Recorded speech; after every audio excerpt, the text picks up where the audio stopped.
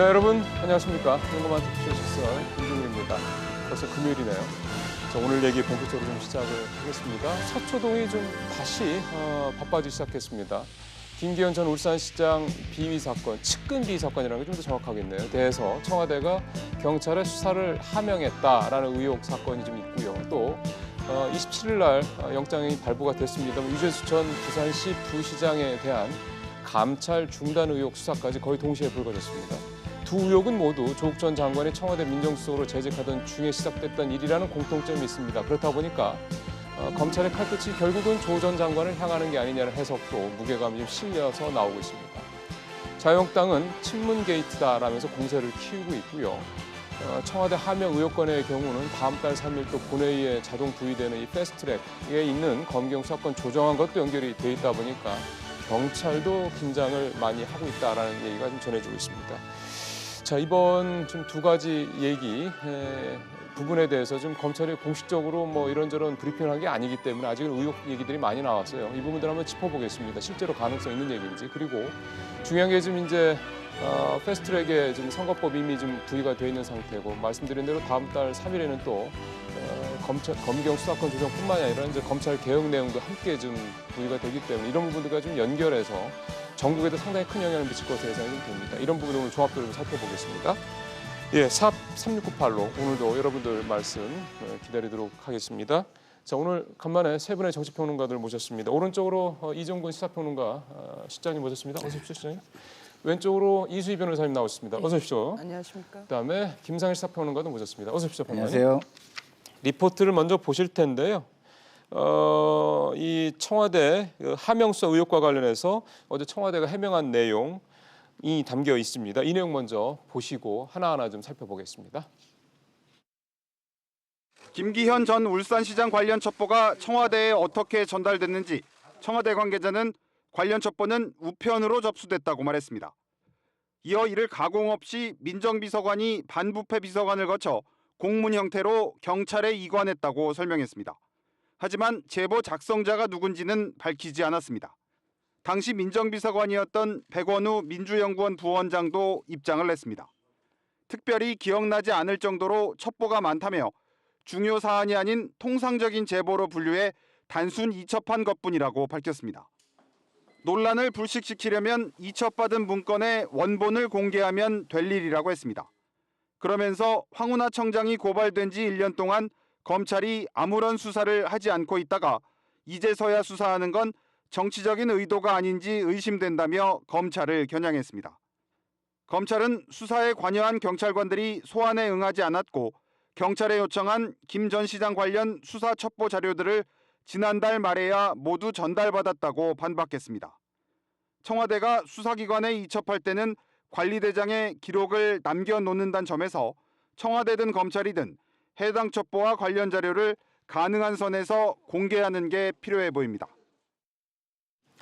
예, 두 가지죠. 근데 첫 번째는 이 청와대 하명 수사, 하명 의혹 사건에 대한 수사 얘기부터 먼저 좀 해보겠습니다. 리포트 내용도 좀 그게 좀 중심이기 때문에. 근데 아마 이게 무슨 하명이냐라고 조금 이제 우리 시청자분께서 잘 모르시는 분들도 계실 것 같아서 이 얘기를 일단 한번 좀 되돌려서 2년 전으로 되돌려서 이 사건 얘기부터 좀 해보고 의혹 얘기를 해봐야 될 것 같습니다. 이거 우리 시장님이 좀 정리를 해주시죠. 김기현 전 울산시장 관련 비위 사건? 네네. 이거죠, 내용이? 네, 그렇습니다. 세 가지 혐의인데요. 하나는 김기현 시장의 본인의 의원 시절에 후원금 쪼개기와 관련된 혐의가 하나 있고요. 의혹이 하나 있고. 그다음에 이제 동생의 울산시 북구 아파트 불법 계약 의혹이 있고요. 마지막으로 비서실장이 울산시 북구 아파트 레미콘 업체의 계약과 관련해서 불법으로 개입한 의혹, 이 세 가지입니다. 이 세 가지와 관련해서 울산지방경찰청이 2018년도 3월 16일 날 전격적으로 압수수색을 합니다. 압수수색을 하고 그다음에 5월 11일 날 이 측근들만, 그러니까 세 가지 중에 의원 쪼개기는 제외하고 나머지 두 가지와 관련해서 송치를 하죠. 기소 의견으로. 동생하고 비서실장. 예, 그렇습니다. 그다음에 6월 13일 이 지방선거 김기현시장은 있었죠. 떨어졌죠. 떨어지고요. 그 다음에 이 기소 송치한 것에 대해서 검찰은 다시 이제 기각을 했어요. 근데 그해 12월에 다시 재송치를 합니다. 경찰이. 경찰이. 근데 이와 관련해서 올해 3월, 그러니까 2019년 3월에 울산지검이 최종적으로 혐의 없음으로 결론을 냅니다.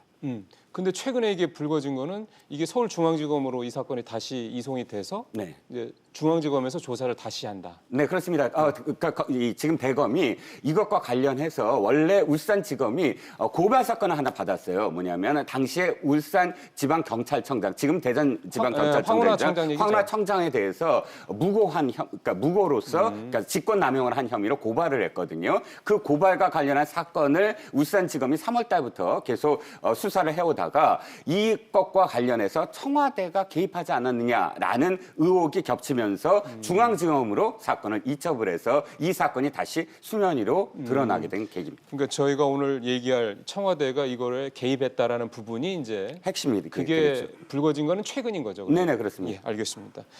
자, 이게 이제 좀 검찰의 수사에 들어간 내용이기 때문에 지금 뭐 각 언론들 통해 오늘도 아마 신문 보신 분들은 일면에 이 관련된 기사들이 많이 나왔기 때문에 많은 분들이 관심을 갖고 아마 기사 내용들을 좀 보셨을 거라 생각이 듭니다. 이제 그 하나하나 좀 내용을 들어보겠습니다. 이제 리포트 내용으로 좀 돌아가야 될 것 같은데요. 리포트 내용을 정리해 보면 청와대의 주장은 김 전 울산시장의 관련 첩보를 익명의 제보자로부터 우편으로 받았다. 백원호 당시 민정비서관이 박형철 반부패 비서관을 통해 경찰에 넘겼다. 이건데 청와대의 주장대로라면은 이게 무슨 특별히 문제가 있나 싶은 생각이 들어서 이 부분에 대해서 먼저 좀 말씀을 듣겠습니다. 이 변호사님 어떻게 보세요? 이거는 이제 조국 민정수석이 그 국회에 국감 때 운영회에 나와서 한 얘기가 있어요. 예. 민정수석실에는 뭐 엄청난 정보들이 오는데 예. 그때가 어떤 질문이었냐면 민간인 사찰 의혹이 있다. 김태우 수사관 폭로 이후에 거기에 대해서 이제 민간인 사찰에 대해서 이제 답변을 한 거예요. 예. 뭐 그런 건 없다라고 하면서 민정수석실에 많은 정보가 들어오는데 그 안에 민간인 관련된 것도 있다.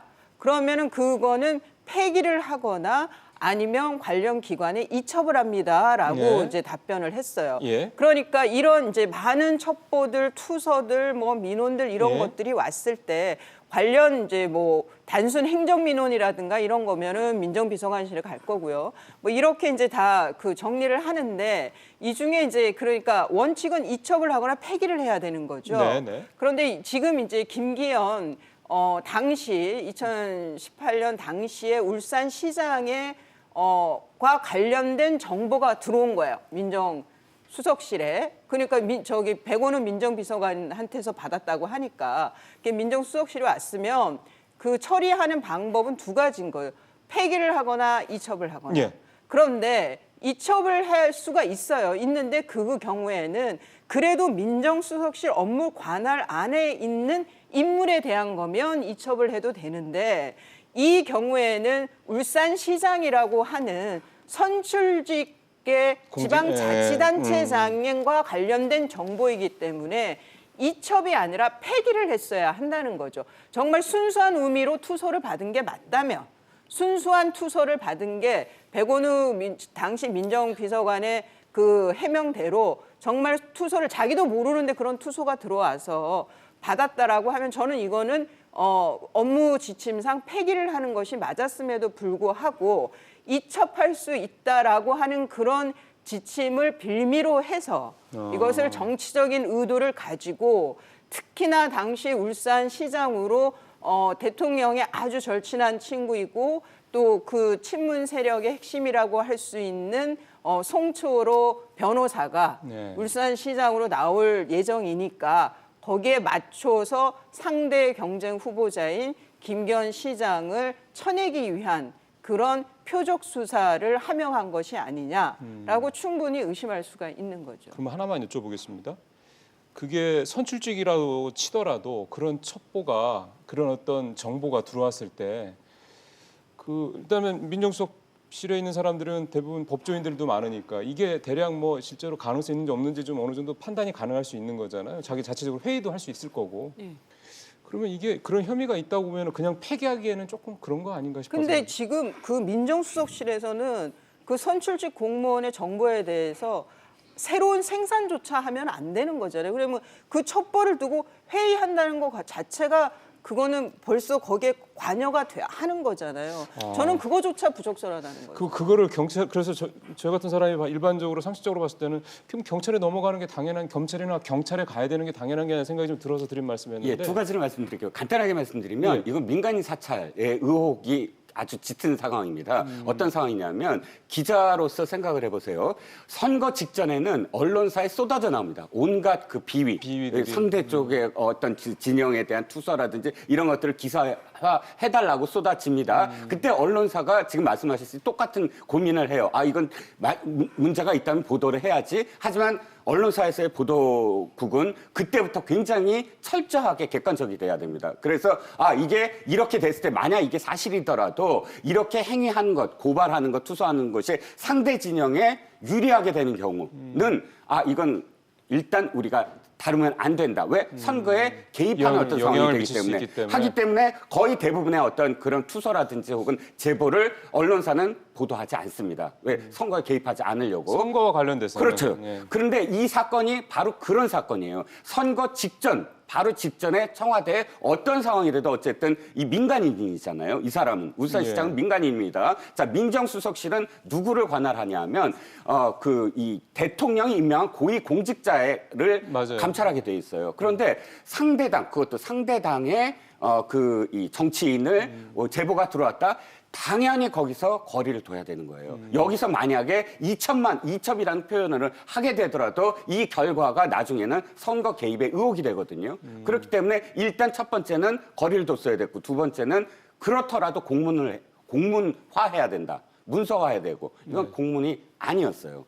실질적으로 나중에 더 드러나겠지만 그러니까 정상적인 절차를 밟지 않았다는 거예요. 그러니까 이게 청와대에서 경찰청으로 처음에 넘어가고 본청으로 넘어갈 때 공문 형태가 아니었다. 근데 공문 형태가 아니라 접수조차도 그러니까 모든 과정에 청와대에 공문이라는 형식이 있잖아요. 청와대 넘버 있고 뭐 해서 그것도 넘기는 과정만이 아니라 시작부터 끝까지 이 과정 속에서 이것이 청와대에 공문화돼 있느냐 남겨져 있느냐. 그래서 백원호 비서관이 원본 보면 될 거 아니냐라는 글쎄. 얘기가 거기서 나오기 시작하지만 어찌됐든 이 두 가지에 대해서는 뭐 이 증언에 따르면 여러 가지 증언에 따르면 공문되지도 않았고 또 이 민정수석실의 관할이 아니었다. 그 공문 형태가 아니라는 건 누가 얘기하는 겁니까? 지금 김태우 수사관하고요. 그다음에 박경철 반부패 비서관하고요. 이쪽에서 근데 나오는 지금 백원호 비서관은 공문이 있다고 공문이 아니지 말고 원본이 있다고 얘기하는 거잖아요. 그러니까 그럼 뭔가 페이퍼가 있다는 얘기 아니에요? 그러니까 원본이라는 게 지금 다시 말씀드립니다만 김태우 비서관도 그거를 봤다는 거예요. 이 복사기에서. 예. 그런데 정식으로 공문 형태가 아니었다는 거예요. 청와대 넘버가 있었고 하는 그런 형태가 아니었다라고 증언을 하고 있는 거예요. 예. 김태우 그러니까 비서관이 그렇게 얘기를 했다. 우리 저 김상현 평론가 말씀도 듣고 예. 다시 좀 해보죠. 예. 그러니까 뭐 큰 틀에서는 이게 좀 약간 명명백백하게 밝혀져야 될 문제긴 해요. 왜냐하면 예. 이게 만약에 너무 이렇게 한쪽으로 가면 굉장히 큰 혼란을 줄 수 있는 거거든요. 그래서 이게 굉장히 좀 천천히 가야지 너무 표적 함영이다로 이렇게 점프를 한꺼번에 하면 저는 별로 좋을 건 없다고 봐요. 왜냐하면 백원우 전 비서관이 지금 해명을 한 걸 보면 예. 통상적으로 했다. 그렇죠. 관행적으로 했다 이런 거잖아요. 그렇죠. 예. 근데 이제 뭐 통상적으로 관행적으로 했을 수 있어요. 그렇지만 촛불 정부라고 하면 통상적이고 관행적인 거였다 하더라도 제 바람은 이게 적폐에 그동안 쌓여온 적폐에 해당하는 관행이었나 아니었나 이런 거는 좀 한번 살펴봤으면 더 좋지 않았을까 이런 아쉬움이 있는 게 예. 왜냐하면 예. 이수희 변호사님이 잘 말씀을 해주셨지만 민정의 업무가 아니거든요. 이게 그러면 민정의 업무가 아니면 폐기하는 게 맞다고 말씀하셨는데 폐기를 하는 게 일단 맞고요. 폐기가 아니라고 하고 이게 심각하다고 느꼈으면 그 사람에게 그 사람을 찾아서 이런 방법으로 경찰에 다시 접수를 하십시오. 내지는 우리 민원실에 접수를 하십시오. 내지는 뭐 권익위에 접수를 하십시오. 이런 식으로 안내를 해주는 게 맞지. 이게 민정에서 경찰로 내려가면은요 무게감이 달라지는 거예요. 이게 그러겠죠. 그러니까 예. 그 무게감 때문에 이런 논란이 발생하는 거거든요. 그래서 참 그런 부분은 좀 아쉽고 그러게요. 예. 백원우 민정비서관이 통상적이었다라고 지금 해명을 할 거면 이 정도는 좀 더 한마디 더 해줬으면 좋지 않았을까. 통상적이었지만 좀 한 번 더 살펴봐서 이런 논란까지 생길 글쎄요. 거였으면 그때 그렇게 못한 것이 좀 아쉽고 그게 내가 좀 약간 예. 좀 너무 가볍게 그때 생각했던 것 같다. 이 정도 예. 유감 표명 정도는 해줬으면 맞습니다. 좋지 않았을까 이런 생각이 사실은 듭니다. 지금 이종훈 실장님 말씀하신 게 이게 이 첩보가 민정수석실에 전달된 게 제가 파악한 바로는 네. 아니면 아니라고 말씀해 주시면 됩니다. 2017년 10월로 제가 그 기사에서 봤거든요. 네. 그러니까 어쨌든 10월이라도 그 다음 이제 그 6월달에 이제 지방선거가 있으니까 사실은 어느 정도 선거가 그렇게 멀지 않은 시기로 봐도 되니까 지금 실장님 말씀하신 대로 선거 개입에 대한 의혹을 논란을 일으킬 만한 여지가 분명히 있는 거는 사실이네요.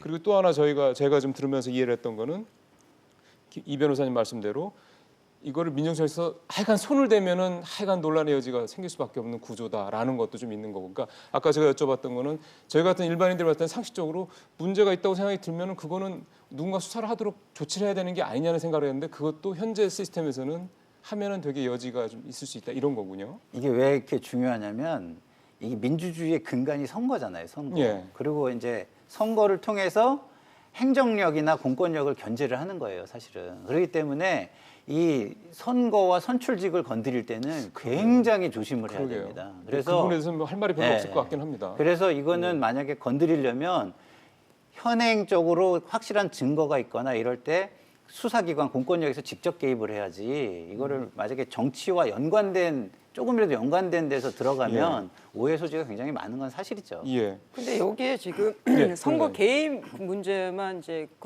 걸어야 되는데 지금 사찰 문제 말씀하셨지만 이 사안의 경우에는 이제 두 가지인 거예요.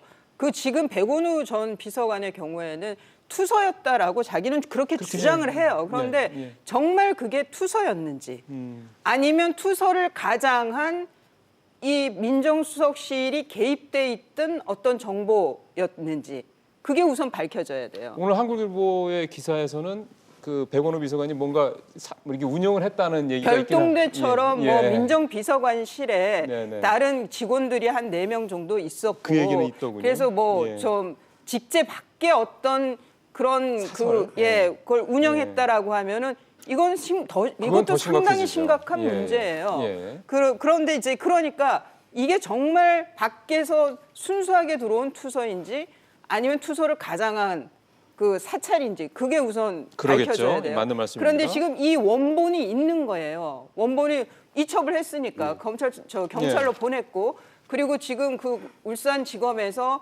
이 황운하 그 경찰청장 대전지방경찰청. 당시의 예. 울산청장 그 조사를 하면서 이 원본을 갖고 확보를 있다고 했다고 그래요. 해요. 예, 예, 그러면 예. 이제 이 원본이 지금 공개가 될지 어쩔지 모르겠습니다만은 지금 이제 나오는 언론 보도에 의하면은 상당히 그 내용이 김기현 울산시장의 그 뭐 가족 관계라든가부터 해서 굉장히 이 생산된 문건이 누가 그냥 울산시장이 이런 비리를 저지르고 있습니다. 뭐 이런 정도가 아니라는 그러니까 찌라시 거죠. 수준은 넘는다 이거군요. 이 상당히 예. 그 프로의 냄새가 그러게요. 전문가의 냄새가 예, 예. 난다는 거죠. 그러면은 그런 원문이 만일 저는 공개가 됐을 때 백원우 비서관이 말한 이거는 그냥 외부에서 들어온 순수한 투서였다라는 저 주장이 신빙성을 얻을지 아니면 이거는 투서를 가장한 상당히 그 의도를 가진 정치 개입으로 보일지 저는 그 원문 그 원투서라고 말하는 그 문서가 다른 사안까지 선거 개입까지도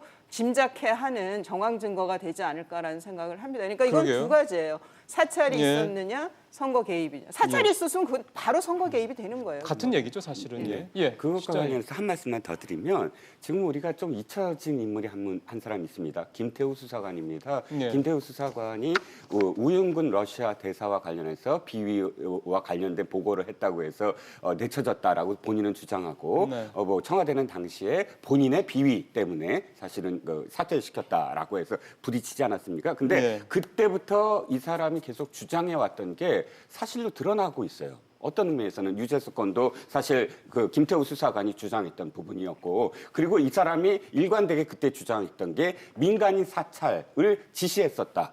그리고 실질적으로 수사관들이 민간인 사찰과 관련해서 첩보를 보고했다라는 게 당시의 보고입니다. 특별감찰반 반원들이. 네, 특감 반원들이요. 예. 그때 당시에 환경부 블랙리스트 사건이 있었어요. 예, 예, 근데 예. 그 블랙리스트가 사찰이냐 아니냐 해갖고 얘기를 했지만 당시에 그 문건을 보면 그러니까 박근혜 정부 시절에 임명됐던 그 산하기관, 환경부 산하기관장들에게 압력을 넣기 위해서 사찰을 했다라는 어떤 이 주장이었거든요. 내용을 보면 이거예요. 그 기관장이 그러니까 당시에 한국당, 그러니까 새누리당의 누구를 만나고 다녔다.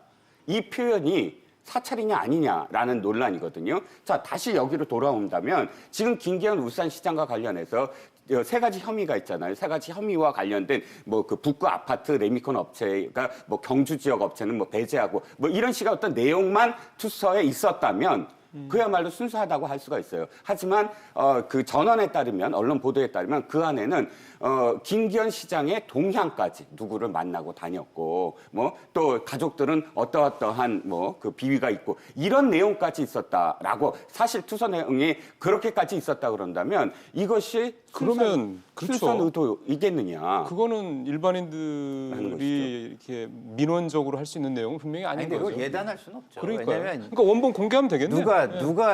누가 불만이 있는 사람인지 모르잖아요. 네. 김기현 시장께서도 이미 정치를 오래 하신 분이고, 그러면은 또 그 안에도 좀 관계가 안 좋게 설정된 사람들이 있을 그러면 수 있겠죠. 있는 거, 그런 예. 거기 때문에 그거는 그렇게 예단할 수는 없고요. 예. 이거는 아까도 제가 얘기했지만 어느 한쪽에서도 과도해서는 안 된다. 너무 중요한 문제다. 네. 민주주의의 굉장히 근간에 해당하는 문제이기 때문에 굉장히 국민들도 이걸 심각하게 볼 거기 때문에 그걸 자극해가지고 또 판단을 흐리게 해서도 저는 안 되겠다 이렇게 봐요. 왜냐하면 이게 만약에 문제라면요, 정말 저는 촛불 정부라면 스스로 그 팔을 도려내는 아픔을 겪더라도 이거 명명백백하게 그럼요. 스스로 나서서 밝히는 자세가 저는 필요할 거라고 보고요. 맞는 말씀입니다. 그리고 예. 반대로 이거를 또 이제 비판이 너무 정치 과도해서 공세로, 예. 정치적 공세 수준까지 가가지고 하면은 또 안 되는 예, 게 예. 우리가 선거를 또 코앞에 두고 있잖아요. 그렇기 때문에 공적인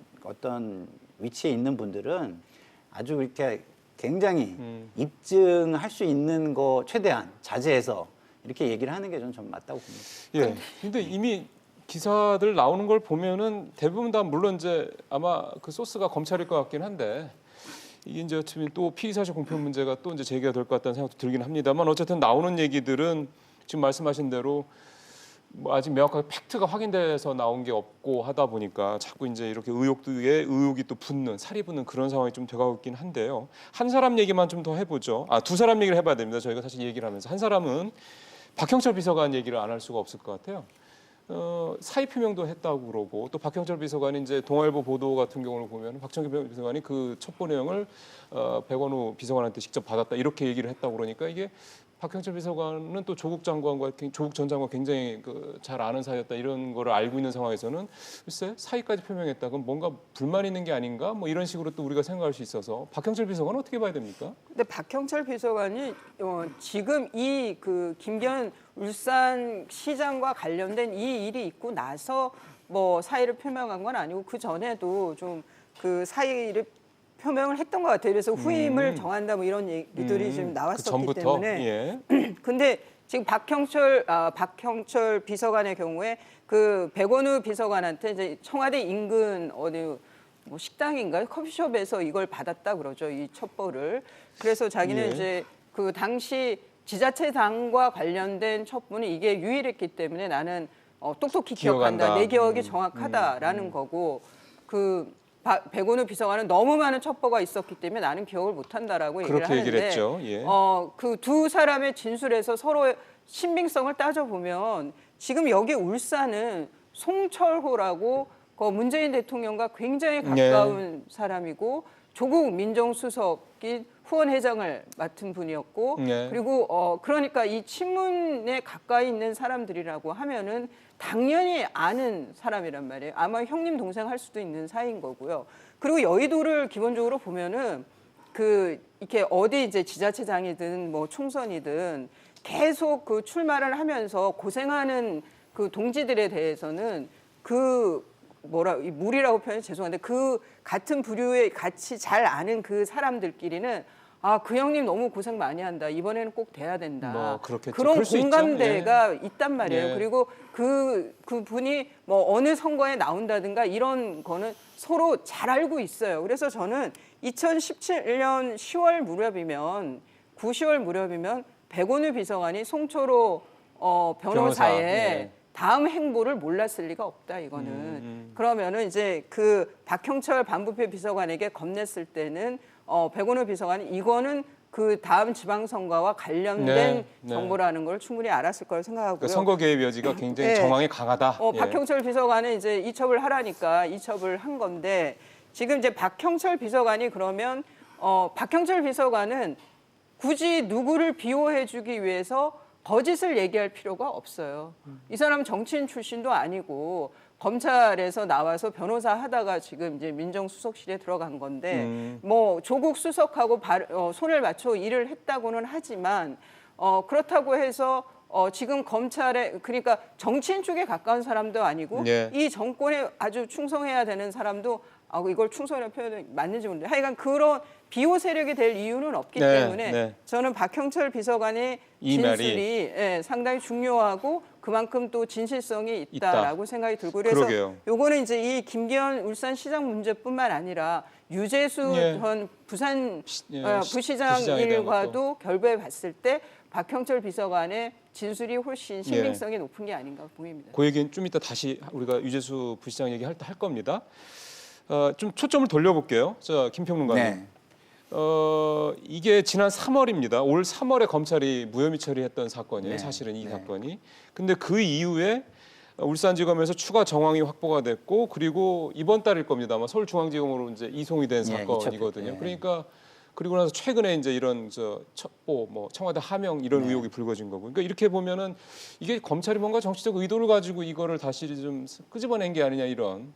그러니까 생각들을 할 수도 있을 것 같아서. 시기적으로는 또 그렇게 이야기하는 것도 또 이야기 될 수 있는 거예요.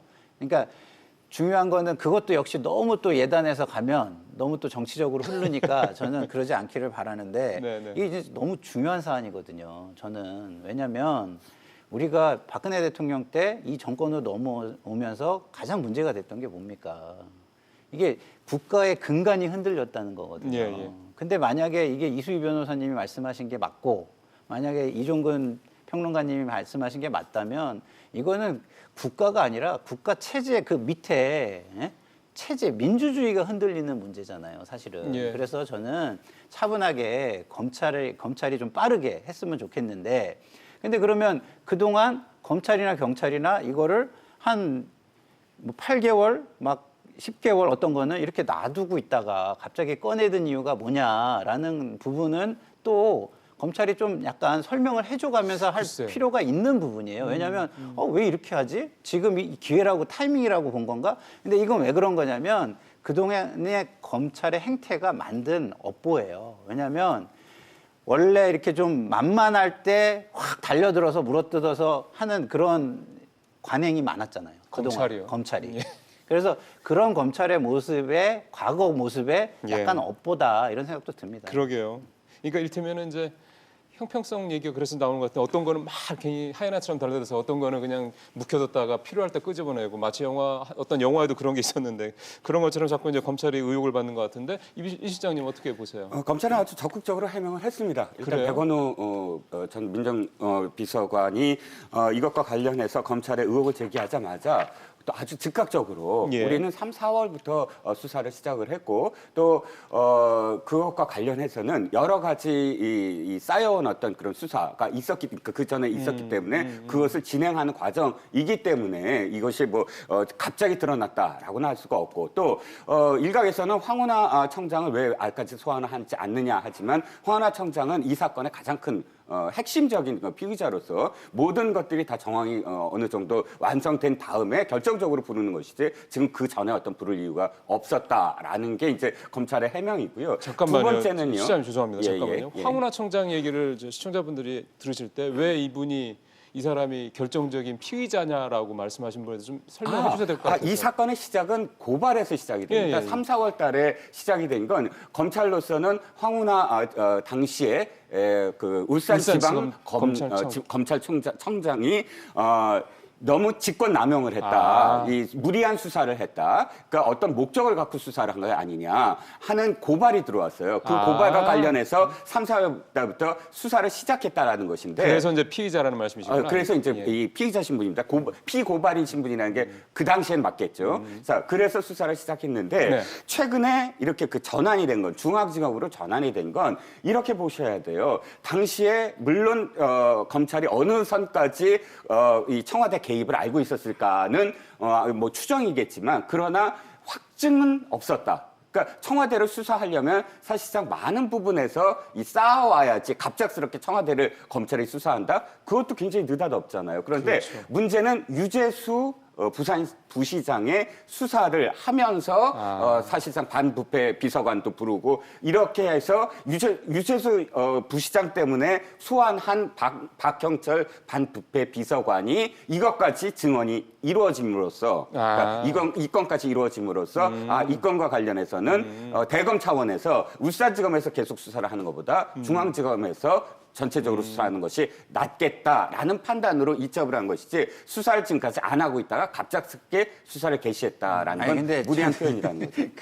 그렇게 말씀하시면 그건 좀 약간 너무 검찰 얘기만 너무 이렇게 해주시는 것 같아요. 왜냐하면 그럼 유재수 건은 1월 7일 날 고발이 됐어요. 그렇잖아요. 그러면 그 유재수 사건은 그러면 계속해서 뭘 지금 했다는 거예요. 그러니까 그게 맞춤형으로 대답한 거를 우리가 다 받아들이기에는 과거의 검찰의 행태가 그렇지 않은 게 맞았다는 제가 말씀을 드린 거고요. 네. 그러나 이게 문제가 있고 굉장히 큰 의혹이고 이것이 명명백백하게 밝혀져야 된다는 문제의식은 제가 동의하지만 그렇다고 해서 하나하나 사안에 검찰의 해명이 다 맞기 때문에 그거를 의심해서는 안 된다라고 말하는 거에 대해서는 저는 좀 약간 동의하기 어렵습니다. 평론가님하고 저하고 이렇게 지금 토론을 할 때 네. 저도 평론가님이 지금까지 말씀하셨던 네. 부분, 뭐 백원우 비서관의 부분이라든지 이런 부분에 대해서 저도 거리를 두고 이런 부분에서는 평론가님의 어떤 의견을 제가 수용하면서 가잖아요. 네. 저도 지금 검찰의 입장이 무조건 옳다고 얘기한 적은 없습니다. 검찰은 알겠습니다. 즉각적으로 이렇게 이야기를 했고 예. 거기에 대해서 제가 이야기를 한 예, 거예요. 알겠습니다. 예, 검찰의 자, 입장이죠. 이번에는 예, 이제 전- 이수희 저- 변호사 예. 얘기 좀 들어보죠. 예. 그러니까 이게 이제 일종의 그 백원우 비서관이 논점 돌리기를 한 건데 검찰이 좀 왜 이제 와서 이러느냐 이거 정치적 의도가 있는 거 아니냐 의심할 수 있어요. 뭐 수사가 저 4월부터 시작이 됐다고 하는데 왜 이제 와서 그럴 수 있어요. 근데 설사 그 검찰에 그런 의도가 있다 하더라도 그러면 안 되지만 설사 있다 하더라도 이 민정수석실에서 벌어진 이 선거 개입 의혹과 사찰 의혹이 없어지는 건 아니에요. 그러면 네. 그거야 뭐 당연히 밝혀야 될 내용이죠. 그런데 그럼 왜 백원우 비서관은 이 얘기를 하느냐? 검찰의 의도, 정치적 의도 타령을 하느냐? 이건 이제 논점 돌리기인데 아주 그 기시감이 드는 거는 조국 사태가 처음 났을 때 그때 뭐라고 그랬나요? 검찰에 대해서 이래서 검찰 개혁을 해야 된다. 대통령의 임명권에 대해서 이거는 지금 저항하고 있는 거다. 그 검찰 개혁을 하기 싫어가지고 그렇게 계속 그 검찰에 대해서 이렇게 그 불순한 예. 의도가 있는 거다. 뭐 정치 검찰이라는 예. 그런 프레임을 계속 씌우고 싶어 하는 것 같은데 예, 청와대가 예. 그러기에는 본인들이 갖고 있는 의혹들이 상당히 중대하면서 그리고 이거를 저는 내로남불 이렇게 표현하는 것도 너무 약하다고 보입니다. 그렇게 말할 사안이 아니라 이거는 뭐 예. 진보 정권의 이중성 이렇게 말할 사안이 아니고 이거는 불법 의혹이 그러면 있는 거고 사실이라면 예. 알겠습니다. 저는 뭐 거의 뭐 100%에 가깝게 동의를 하고요. 제가 드린 말씀은 제가 강조드리고 싶고 제가 드린 네. 말씀은 뭐냐면 그 사안과 또 우리가 지금 검찰 개혁을 바라보는 사안은 분리해서 봤으면 좋겠다라는 알겠습니다. 이야기입니다. 이거 예. 당연히 굉장히 중요하기 예. 때문에 예. 명명백백하게 의혹을 해소해야 된다. 여기 예. 동의합니다. 사실은 정말 선거 개입이라고 그러면은 문재인 정부의 어떤 도덕성 문제에 다시 한번 치명적인 타격을 입을 거고요. 어떻게 보면 이게 내년 총선에서 분명히 영향을 미칠 수밖에 없는 정말 중대한 사안입니다. 어떻게 보면 검찰의 어깨가 상당히 좀 무거워질 수밖에 없는 내용이고 이제 그 부분에 대해서 이게 선거 개입을 한 건지 아닌 건지는 이제 검찰이 밝혀내면 되는 거고요. 가급적 빠른 시간 안에 그래야지 의혹이 좀 덜 불거질 테겠죠. 하나만 더 이 사건 관련해서 하나만 더 여쭤보겠습니다. 이게 혹시 다음 달 자동 부의되는 검경 수사권 조정 관련돼서 뭐 검찰이 뭐 일테면 좀 도덕적 우위에 서겠다라든가 뭔가 이러려고 그러는 게 아니냐는 의혹이 있어서 이거는 한 번만 짧게 좀 들어보죠. 이 변호사는 어떻게 보세요? 뭐 그렇게까지 보는 건 좀 과합니까? 김상일 김상일 변호사님 하실래요? 아니, 그러니까 저는 뭐 이게 그런 의심도 받을 수 있어요. 왜 받을 수 있냐면 네. 조국 수사와 지금 이 다른 수사, 이 유재수, 그다음에 그 김기현 사건을 보면 약간 김기현 사건과 유재수 사건은 지체된 느낌이 있거든요. 예, 예. 조국은 너무 빨리 진행되고 그런 게 있거든요. 네. 그런 차원에서 보면 그럴 수 있지만 그럼에도 불구하고 저는 강조하고 싶은 게 뭐냐면 국민들의 판단을 흐리게 하는 건 옳지 않다는 거예요. 예, 예. 그래서 이것이 뭐 검찰이 그런 의도가 있든 없든 검경 수사권 조정은 국민들에게 검경 수사권 조정으로 바라보게 해주는 게 저는 우리의 임무라고 보고요. 예. 그리고 이거 나름대로 굉장히 중요한 사건이고 아까도 제가 계속 강조하지만 민주주의 자체의 근간을 흔들 수도 있는 거예요. 선거제도를 흔든다는 거는. 왜냐하면 전 세계에서 민주주의냐 아니냐를 바라볼 때 제1척도로 바라보는 게 뭐냐면 선거의 행태를 보는 예, 겁니다. 예, 예. 선거가 제대로 이루어지고 있나를 보는 거거든요. 근데 선거가 제대로 안 이루어지는 나라다? 아, 이런 우리가 굴욕을 쓰면 안 되죠. 맞는 말씀입니다. 혹시 황운하 좀 대전 청장이 네. 예전부터 검경 사건 관련해서 검찰에는 좀 각을 세웠던 분이잖아요. 네, 그렇습니다. 뭐 그런 것도 혹시 검찰에서 조금 본보기 차원에서 뭐 그런 뭐 것도 여러 있을까요? 가지로 그런 이유 때문에라도 백원우 아마 비서관이 그런 발언을 했다고 보여지는데요. 자, 검경 수사권 조정과 관련해서 다들 기억하실 겁니다. 검찰이 무슨 이 여러 가지 뇌물 사건이나 독직 사건이 있을 때마다 검경 수사권 조정해야 돼라는 여론이 커졌어요. 그런데 그럴 때마다 무슨 사건이 터지죠? 경찰의 사건들이 터져요. 네, 맞아요. 경찰 수사를 잘못한다거나 수사를 너무 남용했다거나 그러면서 여론은 다시 균형을 잡습니다. 저는 지금 이 순간 국민들 또 시청자분들께서 뭘 판단해야 되냐면 그야말로 검찰이 문제가 있다. 다 인정을 하실 거예요. 근데 그러면 경찰은 수사권을 잡고 독립적으로 어떤 정권이 들어서건 독립적으로 수사할 수 있는 그런 기관이냐를 이번에 판단할 수 있는 근거다. 능력이 되느냐? 예. 그런 능력이 있느냐. 이 사건이 그래서 저는 중요하다. 영향이 있다라고 판단하는 건 명명백백하게 빨리 밝혀서 경찰이 독립적으로 수사를 했고 이것은 정말 근거가 있는 수사였다라고 밝혀지면 경찰한테도 명분이 있을 텐데 그렇지 않고 그야말로 황운하 청장이 그해 2017년도에 이 사건 수사를 하기 전에 이미 상대 송철호 변호사를 접촉한 정황 증거가 9월 달부터 12월 달까지 계속 있었고 이런 어떤 상황들 당시에 또 수사관이 수사를 한 수사관은 지금 구속돼 있어요. 왜 구속돼 있냐면 고발인과 유착관계였기 때문에 그건 명명백백하게 드러나서 판결까지 거의 받는 상황입니다. 이런 상황들의 수사를 하명이 아니라 지시한 사람이라면 충분히 어떤 문제가 지금 있지 않느냐라는 의혹을 받을 수밖에 없거든요. 그래서 저는 이 사건의 추이가 경찰의 어떤 독립성, 수사의 어떤 능력 이것까지도 판단할 수 있는 그러게요. 근거라고 거기까지 봅니다. 연결될 수 있겠네요. 저는 좀 다른 시각으로 검경 수사권보다 외려 공수처 법안과 관련해서 정권이 독립되지 못한 이런 수사기관, 기소기관이 생겼을 때 어떤 일이 벌어질지에 대해서 저는 보여줄 수 있는 게 김기현 수사라고 봐요. 울산시장 선거 개입 의혹이라고 봐요. 이가 그 정적이라든가 아니면은 여당의 입장에서의 야당의 어떤 의원에 대해서 이렇게 공수처가 지금 법안대로 그렇게 정권으로부터 독립될 가능성이 낮은 식으로 설립이 된다라고 했을 때는 지금 같은 이런 수사들이 김기현 수사 예. 같은 것이 많아질 수도 있다는 거죠. 알겠습니다. 지금 경찰보다 더할 수도 있는 거죠. 그런 면에서 저는 검경 수사권 문제도 있지만 이거는 공수처 법안이 상당히 위험한 법안이라는 걸 또 하나 보여주는 사례가 될 수 있다는 생각도 같이 합니다. 제가 좀 드리고 싶은 얘기는 이런 거예요. 김 변호사의 말씀으로 마무리하겠습니다. 예. 특정 사안을 가지고 제도를 바라보면 안 돼요. 제도는 큰 틀의 종합적인 거기 때문에 종합적으로 바라봐야 됩니다. 특정 사건을 중심으로 바라보면 이럴 수도 있고 저럴 수도 있거든요. 지금 공수처 법안, 검경 수사권 조정 법안 굉장히 부족한 법안이라고 저도 생각하기 때문에 그거에 대해서 저도 비판을 많이 하지만 전체적인 큰 틀에서 방향이 틀렸냐? 그건 전 아니라고 보거든요. 예. 그러면 그 안에 디테일, 악마는 디테일이 있다고 하니까 그 디테일을 가지고 논의하는데 자유한국당이나 관계인들이 이해관계자들이 들어와야 되는 거예요.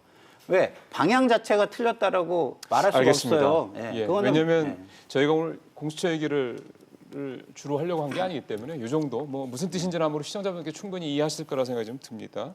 유재수 전 부시장 얘기를 저희가 또 해야 되는데 시간이 벌써 40분 가까이 됐네요.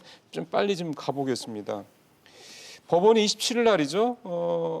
영장을 발부를 했습니다. 영장을 발부할 만한 여러 가지 범죄 혐의도 충분히 소명이 됐다. 그다음에 도주 우려도 있다 등등등 여러 가지 있었는데 역시 이제 유재수 전 부시장 사건은 결국은 이제 청와대에서 감찰 유 전 부시장에 대한 당시에는 이제 금융위원회 국장이었습니다. 유 전 부시장에 대해서 감찰을 중단하라고 지시한 거에 대한 배후가 누구냐 또는 배후가 있느냐 없느냐 이 부분인 것 같은데요. 이 얘기를 좀부터 좀 해보죠. 갑자기 중단했다고 그래서요. 네. 자, 우리 이 시장 먼저 좀 이 부분 어떻게 보시는지. 네. 자, 좀 전에 그 김기현 울산시장 사건과는 좀 다릅니다. 차원이 다른 게 일단 이 사건은 유재수 부산부시장이 금융위원회 국장 시절에 뇌물수수와 관련된 사건입니다. 2017년도 가을입니다. 네, 예. 2017년도 가을이었고요. 예. 당시에 이 보도에 따르면 이것과 관련해서 청와대 이 특별감찰반 분위기는 상당히 재질이 별로 안 좋다. 이 상황 자체가 뇌물이 지속적으로 이루어졌고 또 동생과 관련한 어떤 건들 맞아요. 그것도 이런, 나오더군요. 이런 예. 것들이 예. 이미 그때 당시에 상당 부분 이 첩보로 있었고 그 내용들을 갖고 분명히 이건 문제가 있다라고 문제의식을 같이 한 상황이 있는데 어느 순간 갑자기 이인걸 특감반장이 이것과 관련해서는 덮자라고 지시가 내려왔다는 거예요. 그렇다면 과연 이 시스템으로 얘기한다면 이 시스템, 그러니까 그 어떤 비위가 있을 때 그 비위가 이 계속되지 않고 그 덮어질 수 있는 것. 사실 검찰의 가장 큰 권한은 기소를 하는 권한보다는 덮는 권한이에요. 그렇죠. 기소 예. 독점주의가 갖고 있는 갖고 패단 있는 중에 하나가 패단이죠. 예. 누군가를 봐줄 수 있는 권한이 사실은 가장 큰 권한이거든요. 그러니까 특별감찰반도 마찬가지입니다. 청와대도 누군가를 덮었는데 덮은 이유가 이 정권에 유착된 사람이었기 때문이다라고 지금 만약 한다면 과연 그러면 누가 이것을 지시를 내렸느냐. 그러니까 더 이상 네. 감찰하지 않도록 지시를 내렸느냐. 이것이 핵심인데요. 이것과 관련해서는 어쨌든 민정수석이 당시에 조국 민정수석이니까 네. 조국 민정수석한테 최종적으로 책임이 있습니다. 물론 이 최종이라는 게 그렇다면 조국 민정수석이 지금 진술 거부권을 계속 행사하죠. 자기가 네. 관련된 사모펀드라든지 혹은 또 뭐 웅동학원이라든지 네. 공문서 위조라든지 그런데 이 건과 관련해서도 진술 거부권을 행사할 거냐 안 할 거냐가 굉장히 중요한 핵심이에요. 왜? 그 이전 건은 자기와 가족과 자기의 문제인데 이 건은 자기가 만약에 진술 거부권을 행사할 경우는 자기한테만 책임이 있는 그렇죠. 것인데 예. 그렇게 갈 것이냐 아니면 자기 윗선까지도 지금 관련을 지을 예. 것이냐에 대한 판단을 조국 예. 수석이 해야 된다. 그래서 예. 조국 수석에게로 사실은 귀결이 될 그렇죠. 수밖에 없는 사건이다라는 거. 예, 조 장관 그래서 조 장관이 해명한 얘기를 좀 제가 준비를 해봤는데 지난해 12월 국회 운영위 국감자리에서 한 얘기입니다. 첩보를 조사한 결과 근거가 약하다고 봤다. 민정수석실에서 금융 관련 업무를 맡고 있는 백원우 비서관에게 이런 내용을 금융위에 통지하라고 지시했다. 이게 이제 조 장관의 공식적인 해명입니다. 근데 법원이 뇌물 혐의에 대해서 근거가 있다고 해서 영장을 발부했잖아요. 그렇다고 보면은 당시에 조 장관의 이런 판단도 그렇고 민정수석실에서의 조사도 그렇고 이게 미흡했다라는 생각밖에 안 드네요. 정말 근거가 약하다고 생각을 해서 네. 감찰을 중단했다 그러면은 민정수석실 특별감찰반 전체가 상당히 무능한 사람들끼리 그러니까요. 모였다고 볼 수밖에 없는 거죠. 예. 그래서 이 감찰 중단은 무리한 감찰 중단이었다라고 볼 수밖에 없어요. 그러니까 이 지금 감찰이라는 거는 검찰에서 뇌물이 되냐 안 되냐 따지는 거하고는 차원이 다른 거예요. 뇌물죄는 대가 관계가 그렇죠. 입증이 성립이 돼야 돼야죠. 되니까 예. 그 대가 관계가 있느냐를 따지는 거지만 감찰은 비위 행위인 거거든요. 공무원으로서 하면 안 되는 행위. 돈 받는 거 이 관련 금융위의 행정국장이라는 사람이 그 관련 그 이해 회사들한테 당사자들한테, 예. 돈을 받았다. 근데 그것도 문자로 그냥 다 드러나 있어요. 문자 메시지로 드라이버 우드 고맙다. 뭐 항공권 고맙다. 그러면은 이게 어떻게 근거가 그 문자 메시지가 근거가 희박하다고 봤다는 건지. 그래서 이거는 조국 당시 민정수석의 국회에서의 그 증언은 예. 상당히 믿기 어려운 거예요. 그냥 그 그래서 오늘 나온 보도 중에 하나는 그게 본인도 부담이 됐는지 예행 연습도 했다 뭐 이런 보도까지 있었거든요. 예, 그러면서 알겠습니다. 그거는 믿기 어려운 거고 그러게요. 예. 그러면 이제 그 조국 수석이 민정수석이니까 그 직제상으로는 감찰 중단 결정을 그쪽에서는 하는 거지만 과연 그러면 네. 그 결정을 하도록 외압이 들어왔다면 그 외압의 그렇죠. 주체가 누구냐 그게 이제 지금 관건인 예. 거죠. 결국 이제 그 윗선 얘기가 안 나올 수가 없는 건데 하나만 더 좀 상황 그 당시 상황을 얘기를 해보면 그 당시 최종구 금융위원장 네. 그다음에 현재 기재부 1차원으로 가 있는 김용범 부위원장이 있을 네. 때였거든요. 근데 지금 그 당시 민정수석실에서 그렇게 판단을 내린 근거 중에 하나가 금융위에다 물어보니까 금융위에서 별거 아니다라고 했다라는 얘기도 사실은 있어요. 그건 그런데 그쪽의 그것도 말이죠. 그렇고 또 하나는 그 당시에 유재수 국장이 감찰반에 감찰에 들어가고 나자 2달 동안 병가 내고 휴직을 했는데 그거에 대해서도 거의 방치했다는 얘기가 좀 나온단 말이에요. 그러면 그 당시에 두 사람은 뭘 했느냐는 얘기가 또 나와서 이 부분도 좀 짚어봐야 될 것 같습니다. 사실은 이거 밖에서 보면은 굉장히 갑작스러울 수도 있지만 저처럼 이렇게 그 경제 관료들과 수시로 이렇게 네. 토론을 하는 입장에서 보면은요, 이거 굉장히 그 당시에 벌써 관가에서는 냄새가 많이 났습니까? 굉장히 유명한 사건이에요. 그래요? 유재수 왜냐면 국장 왜냐면 그때 이제 그 펀드 이름 뭐 성장사다리 펀드라는 이름까지 나왔었고 다 나왔었던 얘기거든요. 그 나왔었던 얘기인데 그때 공직기강에서 이거를 보고 그런 것들이 있었다라고 했는데 이게 경찰 고발이나 검찰 고발로 안 되고 당시에 감사원으로만 이첩이 돼서 뭐 감사만 진행한다라고 결정이 났다는 소문이 파다했어요.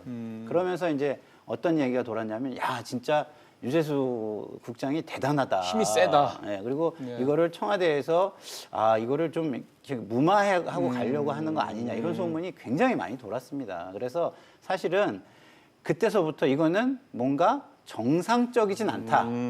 정상적이진 않다는 얘기는 이미 많이 있었고 공무원들이 그때부터 예의주시하고 보고 있었던 사안이기 때문에 예. 지금 이렇게 불거진 마당에 제가 볼 때는 이것도 역시 굉장히 분명하게 밝혀야 될 부분이라고 저는 봐요. 그러게요. 왜냐하면 예. 정상적이지가 않아요. 왜냐하면 그 경제부처는요 기획조정관이나 기획실장이라는 자리가 좋은 자리가 아니에요. 굉장히 선호하는 자리가 아닙니다. 근데 거기서 금융정책국장으로 갑자기 영전을 한 거거든요. 최고의 보직으로. 근데 최고의 보직으로 간 사람이 그것도 기획조정관에서 원래 그렇게 가는 전례가 별로 없는데. 그게 문재인 정부 들어서라는 거죠. 그렇죠. 그렇게 간 사람이 갑자기 사표를 냈다? 근데 갑자기 사표를 냈는데 그거에 대해서 아무런 어떤 처리되는 그런 게 보이지 않는다? 이런 거는 좀 이상하죠. 비정상적입니다. 뭐 아시겠습니다만은 유재수 전 부시장은 이제 참여정부 시절에 이제 문재인 대통령 비서관도 했던 뭐 그런 전력도 있고요. 뭐 그런 것들이 작용한 게 아니냐 이런 얘기도 사실은 뭐 노무현 대통령 비서관. 노무현 대통령 수행비서관. 예, 수행비서관. 뭐 그런 것들이 다 작용한 게 아니냐 이런 얘기 사실 나오고 있습니다. 그래서 결국은 이 사람이 이렇게까지 말씀하신 대로 약간 정상적이지 않은 그런 어떤 모습을 할 수 있었던 거는 뒤에 뭐 소위 말하는 뒷배, 뭐 배우가 있었던 게 그래서 이런 얘기가 나오는 건데 이 얘기 한 말씀만 좀 들었으면 좋겠는데 이게 결국은 민정수석 이상의 그러니까 조국 수석 이상의 뭔가가 뒤가 있었다 이렇게 봐야 되는 겁니까? 그럴 정황이 굉장히 크죠. 조국 수석과 그렇다면 직접적으로 유재수 부산부시장과 연관이 있느냐? 그러니까 어떤 의미에서는 송철호 현 울산시장과는 조국 수석은 굉장히 연관성이 그거는 있어요. 예. 2012년도에도 이 후원회장도였고 후원회장도 직접적으로 했고 그런데 조국 장관과 전 장관과 지금 유재수 부시장과는 직접적인 연관이 없어요. 여러 가지 어떤 상황들 속에서. 그런데 그 이후의 행적은 더 기가 막힌 거예요. 김찬 평론가님 말씀하셨지만 그 비위가 있다고 타다하게 알려진 사람이 스스로 사표를 내고 연금 다 받아 먹으면서 그다음에 국회 수석 전문위원으로 갔다가 다시 부시장 가고 강원도 출신이에요. 강원도 출신이 갑작스럽게 부산부시장을 간단 말이에요. 그러니까 이 관련 이런 어떤 흐름들이 상당히 문제가 있지 않냐라고 생각을 할 수밖에 없고 그렇다면 조국 수석과는 직접적인 관련이었다면 과연 이 모든 이 상황을 누가 지시를 내렸는가 하는 건 사실 3인 회의에서 했다고 지금 조국 수석은 얘기하지만 그 이상이었다라고. 3인 회의라는 건 조국 수석, 박형철 비서관, 백원우 비서관 이 얘기를 하는 거죠. 네, 그렇죠. 왜 3인 회의가 이 얘기가 또 왜 나오냐면 그 백원우 민정수석이 개입할 여지가 여기 또 없거든요. 그러니까 백원우 민정비서관이 저 금융위에 지금 얘기를 했다는 것인데 예. 이건 사실 이 끼어들 어떤 여지가 없는데 이 얘기는 뭐냐면 3인이 공식적으로 이거를 지금 결정을 내렸다. 이것 때문에 지금 아마 표현을 한 것인데 3인이 내렸다고 보기에는 여러 가지 알겠습니다. 이 조국 수석이 지금 3인회의, 진짜 3인회의를 열고, 열은 건지 어쩌는 건지, 그건 이제 박형철 비서관의 입에서 이제 사실관계는 나오겠지만, 이 3인회에서 결정돼서 난 그대로 따랐다라고 주장한다면 그 이유는 직권남용을 벗기 위한 거죠. 그러니까 공식적인 절차를 거쳐서 그 민정수석실 안에서 감찰 중단이 더 적합하다라는 네. 의견이 취합이 돼서 거기에 따라서 내가 결정한 한 거다. 거지. 예, 그렇게 되면은 좀 직권남용에서 벗어날 수가 있으니까. 만약 내가 진짜 일방적으로 제대로 지시한 게 중단- 아니라 이거죠. 예, 네. 그렇다면 그래서 지금 3인회의 얘기를 계속 하는 건데 지금 그 박형철 비서관이 이제 보도에 의하면은 그 검찰에 이거는 수사 의뢰를 해야 된다고 끝까지 얘기를 했다는 거 아니에요. 그 박형철 비서관은. 그럼에도 불구하고 중단을 했을 때 그 수사 의뢰를 하지 않고 감찰 중단을 하고 사표를 받는 선에서 끝냈다라고 하면은 예. 이거는 이제 뭐 맞아요. 여러 가지 있는데 예. 지금 이제 유재수 이 분이 이제 제가 동향이라서 뭐 저는 이제 이분은 춘천이고 저는 강릉이지만 좀 세평을 들어보니까 이 공무원 같지 않고 좀 사업가 같았다 그래요. 그러니까 스킨십이 굉장히 좋은 사람이었다 그래요. 사람을 만났을 때. 정무 감각이 좋았다는 얘기군요. 네, 그래서 그러면은 이제 저는 유재수 시장의 입에서 나온 거는 나는 조국 민정수석을 모른다. 얼굴 본 적도 없다. 전화한 적도 없다. 그렇게 얘기를 했지만 묘하게 겹치는 거는 부산이라는 게 있어요. 또 부산이란 그게 어떤 다른 사람 때문에 징검다리가 있는지는 몰라도 여하튼 부산이라고 하는 그 지역이 묘하게 또 겹친다는 거죠. 이분이 일단- 그 오거돈 부산시장이랑 무슨 친분 있는 것도 아닌 거죠? 전혀 그런 건 없고요. 알겠습니다. 하나만 더 말씀드리면, 네. 죄송합니다. 하나만 더 말씀드리면, 직접적으로 관련된 분은 사실은 문재인 민정수석이죠, 당시에. 민경찬 사건이라고 기억하시잖아요. 그 노건평 씨 처남입니다. 이 사람이 635억 원을 불법 모금을 해요. 사업을 벌인다고 투자회사를 만들어서. 참여정부 때 얘기인 거죠? 참여정부 시절에. 그런데 그때 이것을 다투기 위해서 국회에서 상임위가 열렸습니다. 당시에 문재인 민정수석을 불렀는데 안 나와요. 그 밑에 있는 이호철 민정비서관을 불렀는데 안 나와요. 누가 나오느냐? 유재수 당시 행정관이 대신 나옵니다. 그래서 대신 모든 것들을 다 답변해요. 하루 종일. 그리고 그날 문재인 수석은 사표를 냅니다. 이 책임을 지고 사표를 내는 거예요. 어떤 의미에서는 오버랩되는 게 사실 가까운 사람은 이호철, 그다음에 문재인 비서관과 예. 수석을 대신 이렇게 해줄 수 있었던 사람이구나라고 잔상이 남을 수밖에 없죠. 근데 저는 이게 자꾸 윗선이라는 표현을 쓰는 게 맞는지 모르겠어요. 이 실체를 밝히는데도 전혀 도움이 안 되고요. 윗선을 이야기하는 순간 이게 정치적 공방으로 갈 가능성이 굉장히 큰데 이걸 윗선이라고 굳이 얘기할 필요가 있는지 전 잘 모르겠고 저는 개인적으로는 그 진영을 한번 잘 아는 사람들 입장에서는요. 그게 형식적인 윗선일지 내용적인 윗선일지 잘 모르겠어요. 왜냐하면 형식적인 윗선은 전 아닐 것 같거든요. 솔직히 얘기해서. 그렇기 때문에 그거를 지금 얘기하면 제가 볼 때는 너무 대통령을 겨냥하는 듯한 발언이 되기 때문에 지금은 그거는 좀 과도한 표현인 것 같고 지금은 나오는 이야기에 좀 약간 집중을 해서 대통령에게도 오히려 촛불 정부에 의해서 촛불에 의해서 탄생한 대통령이라고 하시니까 기회를 줘서 스스로도 이거를 좀 규명하는 데 나서시게 하는 것이 더 도움이 되는 거 아닌가 오히려 대통령이 싶어요, 나서는 게 도움이 될까요? 오히려 더 얘기가 커지는 거 아닙니까? 근데 이게 정말 저는. 스스로 밝히는 쪽으로. 그러니까 오히려. 그러니까 김평론가님 말씀에 제가 일정 부분 이제 동의하는 거는 윗선이라 그러면은 대통령 비서실장 당시 임종석 비서실장이나 그 위에 있는 문재인 대통령 두 분밖에 없어요. 그렇죠. 직제로만 보면은. 네. 근데 만일 대통령께서 이 유재수 이 일에 관여를 했다 그러면 그거는 전 정권에서 엄청나죠. 진짜 뭐 그 최순실 뭐 그 친구의 저 아는 사람의 광고를 뭐 주선했다 대통령이 그래서 그 엄청난 공분을 잃었잖아요. 대통령 집무실에서 뭐 하는 일이냐고. 이게 그거랑 마찬가지가 되는 거예요. 알겠습니다. 그렇게 되면. 그러니까 김사령 평론가님 말씀에 전적으로 동감하는 차원에서 한 말씀만 드리면 대통령이 나서야 됩니다. 이럴 때 대통령이 어떻게 나서냐면 자, 이 사건은 굉장히 엄중함으로 검찰이 철저히 그렇죠. 수사하라. 나의 어떤 선도 상관없다. 모든 것을 다 수사하라라고 이야기하는 것이 지금까지 김대중 대통령, 김영삼 대통령, 노무현 대통령 다 그렇게 관행을 했어요. 자신과 관련된 문제는. 그렇기 때문에 나서시라는 게 어떤 뜻이냐면 엄중하게 수사하라라고 하명하실 때 그게 바로 나서시는 네, 거예요. 맞습니다. 글쎄요. 그게 또 일각에서는 또 가이드라인을 또 제시한다는 식으로 또 얘기가 나오지 않을까 싶어서 그런데 어쨌든 뭐라고 얘기를 했을 때 그게 진정성 있게 잘 받아들이지 않는 현재 우리 상황도 조금 안타까운 생각이 좀 드네요. 마지막은 이 얘기를 좀 해야 될 것 같습니다. 이 부분에 대해서 이제 이 두 가지 의혹 사건이 갑자기 같이 불거지니까 이제 당연히 한국당 쪽을 일단 야당에서는 이제 상당히 좀 강하게 이제 친문 게이트 이런 표현을 써가면서 공세를 좀 강화하고 있습니다. 이게 지금 패스트트랙 안건 처리 문제가 좀 같이 이렇게 좀 시기가 맞물려 가지고 이게 중요한 선거법 개정안 처리 문제라든가 앞서 얘기했던 그 검찰 개혁안 문제 또는 검경 수사권 좀 이런 문제들과 좀 같이 맞물려서 이게 좀 뭔가 좀 새로운 변수가 되는 게 아니냐 이런 우려들도 나오고 있습니다. 이게 한국 전국에 어떤 영향을 미칠지 이제 세 분 한 말씀 듣고 오늘 마무리를 하도록 하겠습니다. 우리 평론가님 먼저 하시죠. 김 평론가님 네. 먼저 해주시죠. 저는 지금 이렇게 가면은 정말 이게 굉장히 어려워질 거라고 봅니다. 예? 그 만약에 강행을 하면 강행을 하는 대로, 강행을 안 하면 안 하는 대로. 그래서 좀 저 정치인들이 좀 현명해지고 참을성이 좀 있었으면 좋겠어요. 왜냐하면 정책이라는 게 완벽한 정책은 없습니다. 예. 부족한 부분을 채우려고 하는 거기 때문에 그렇기 때문에 또 사회적인 합의나 논의가 굉장히 중요한 거예요. 논의 없이 밀어붙이는 거는 부작용은 항상 났거든요. 예. 그러면 다행히도 선거가 코앞에 있잖아요. 그러면 저는 이거를 제 바람입니다.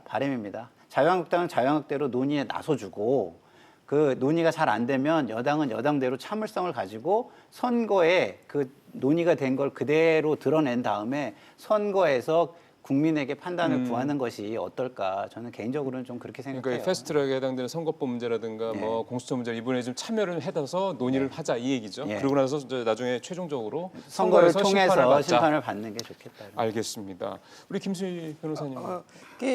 선거를 통해서 심판을 받으려면 그 선거 룰이 공정해야 되는 건데 우선은 그 선거 룰 그러니까 선거법 자체가 지금 패스트 트랙으로 가는 데서 이게 그 연동형 비례제가 과연 적절한지부터 그 제 아니면 얘기는 이제 그거 자체도 다음 선거에 판단을 받자는 거죠. 근데 이제 그 선거라는 게 뭐 만병통치약은 아니라서요. 그래서 이제 그런 면에서의 그 여당이나 야당이나 참 고민이 깊은 정국이다 지금 예, 상황이. 예. 여당은 여당대로 그런 패스트트랙을 강행했을 때는 한국당이 완전히 돌아선 상태로 전혀 그 논의에 들어오지도 않고 이런 상황에서 본회의에 밀어붙이면서 의결까지 밀어붙였을 때의 여론 눈치를 또 봐야 될 거고요. 그러겠죠. 그런데 예. 또 하나는 지금 계속 청와대가 중심이 돼 그 중에서 민정수석실이 중심이 된 이런 문제들이 계속 불거지고 있는 상황에서는 상당히 고심이 큰 거죠. 이제 이 여론이 안 좋아질 테니까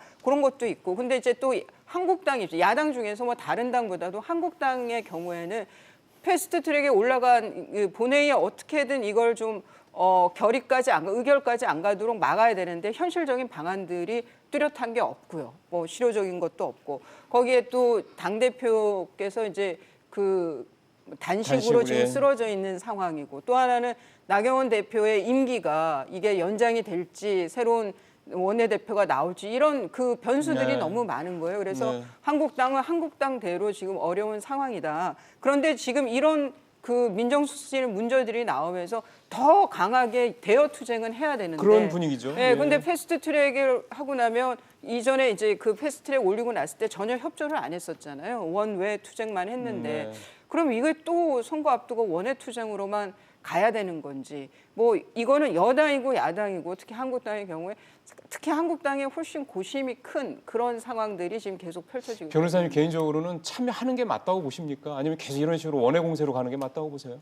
이 패스트트랙에 대해서는 지금 홍준표 대표나 이런 분들은 뭐는 받고 뭐는 안 된다 네. 뭐 이런 말씀들도 일단 하시는데 참여하자라는 얘기인데 그거는. 그런데 지금 저는 그 공수처법하고 이 연동형 비례대표제에 대해서는 저는 그 논의는 하는데 어떻게든 그 의결이 안 되도록 막아야 된다는 거는 뭐 다들 일단은 동의하실 참여를 하는 게 거예요. 예. 맞다고 본다. 알겠습니다. 자, 마지막으로 이 실장님은 정부에 미칠 영향 어떻게 예. 좀 보세요? 저는 그 패스트 트랙과 지금 이 민정수석실과 관련된 수사가 별개의 문제가 아니다라고 보여집니다.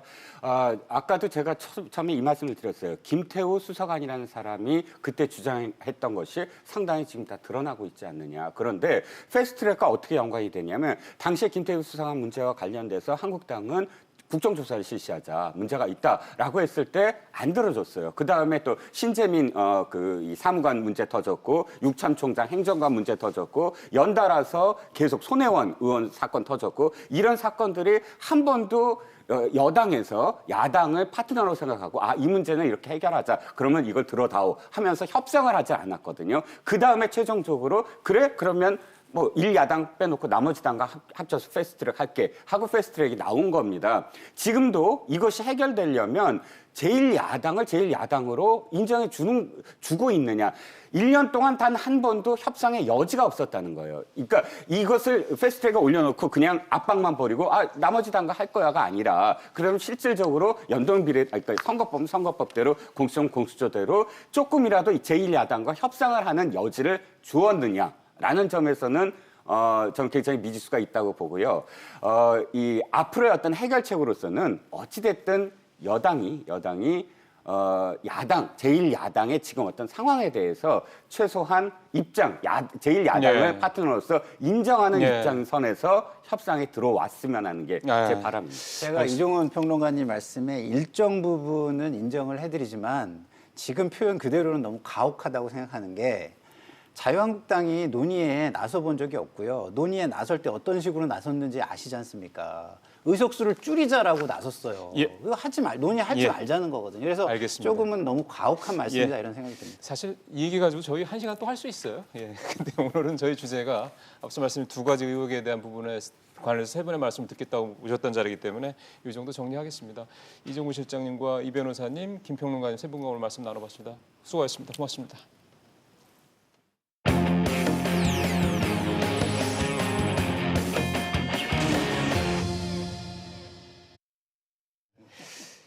황교안 대표가 결국 병원으로 실려갔습니다. 그 이후에 좀 나타나고 있는 모습을 보면 이제 자유한국당 일부 이제 의원들이 우리가 황교안이다 이렇게 동조연식을 이어가고 있는 겁니다. 이러다 보니까 이제 강경 분위기 또 앞서 말씀드린 대로 또 이런 의혹 사건들이 또 연이어 나오면서 한국당의 어떤 분위기는 더 강경하게 가는 게 아니냐 이런 걱정도 좀 나옵니다. 이 얘기를 중심으로 해서요. 잠시 후에 최순애 평론가와 함께 이슈 따라잡기 가겠습니다. 단식 8일 만에 의식을 잃은 황교안 대표가 병원으로 옮겨졌습니다. 의식이 회복된 황 대표가 다시 단식장으로 가겠다고 했지만 부인과 측근들 만류로 입원을 결정했다고 한국당은 밝혔습니다. 황 대표의 단식이 일단 멈췄지만 여야 대화는 당장 재개될 분위기가 아닙니다. 정미경, 신보라 두 최고위원들이 선거법과 공수처법을 반드시 막겠다며 동조 단식에 나섰습니다. 우리가 황교안이다. 처음에 이 단식을 시작했을 때의 그 마음 그대로 멈추지 말고 가자. 한국당은 또 과거 한나라당 시절 이회창 총재도 공수처 설치 공약했었다는 국민과의 대화 당시 문재인 대통령의 발언은 허위 사실이라며 명예훼손 혐의로 문 대통령을 고소했습니다. 민주당과 다른 야당들은 황 대표의 빠른 쾌유를 기원한다면서 이제는 협상의 길을 만들자고 촉구했습니다. 위험한 고비는 넘겼다고 하니까 다행입니다. 이제 우리 국회는 심기일전에서 대화와 타협의 새로운 길을 만들어야 합니다. 현재 패스트트랙에 오른 준연동형 선거제 개정안에 지역구와 비례대표 비율 225대 75를 240대 60 또는 250대 50까지 수정하자는 등의 다양한 제안이 나오고 있지만 한국당의 공식 반응은 여전히 협상보단 투쟁으로 막겠다는 강경론입니다. 예, 매주 월요일 금요일은 최순애 시사평론가 모시고 얘기 나눠봅니다. 어서 오십시오, 평론가님. 리포트 끝부분에서도 좀 우려스러운 내용이 담기긴 했는데 일단은 그건 전망에서 좀 여쭤보는 걸로 하고 바로는 일단 황 대표가 일단 단식을 중단하긴 했는데 건강이 뭐 상당히 좀 안 좋아진 것 같습니다. 뭐 그 부인께서도 뭐 여보 하면서 천막 안에서 굉장히 다급하게 뭐 이렇게 소리를 질렀다 이런 얘기도 전해지고 있고 황교안 대표의 지금 건강 상태는 어떻다고 합니까? 뭐 좀 좋아지고 계시다고 그래요? 20일 오후 2시, 지난주 수요일 20일 오후 2시에 시작을 했고 네. 또 지난주 27일 11시 정도에 이제 그 병원에 이제 실려 가셨고 어제 오후부터 미음을 시작했다고 합니다.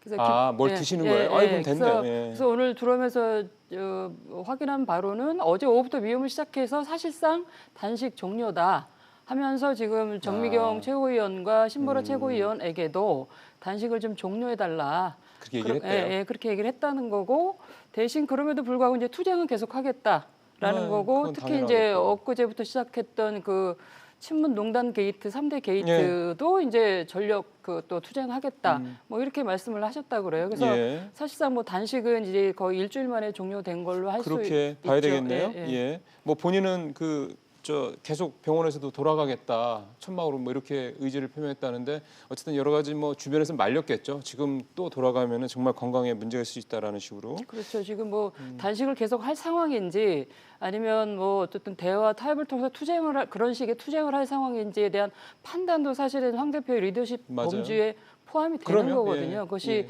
이 경우에 어떤 행동을 하는 것이 적합한 거냐를 판단하는 어떤 그런 네. 지혜의 힘도 그분의 리더십으로 평가받고 맞아요. 있기 때문에 예. 제가 볼 때는 몸이 상하면서는 지혜로운 판단할 수가 없어요. 그래서 네. 뭐 단식 투쟁이 추운 겨울에 어쨌든 대가를 치러서 어쨌든 얻은 것도 있고 예. 그러면서 또 면밀히 살펴보는 사람한테는 또 여전히 우려되는 부분도 없지 않아 있기 때문에 지난 8일간의 평가를 잘 하시고 몸을 추스리면서 성찰의 시간을 갖는 것도 필요하다라고 봅니다. 예, 어쨌든 황 대표의 단식은 뭐 삭발도 그렇습니다. 정치적 행위이기 때문에 본인이 어떤 강한 의지를 보여주는 그럼 그거에 대해서 당연히 정치인이 특히 이제 일야당의 대표가 그런 행위를 했기 때문에 그거에 대한 평가는 해봐야 될 것 같습니다. 이해득 씨도 따져봐야 될 것 같고요.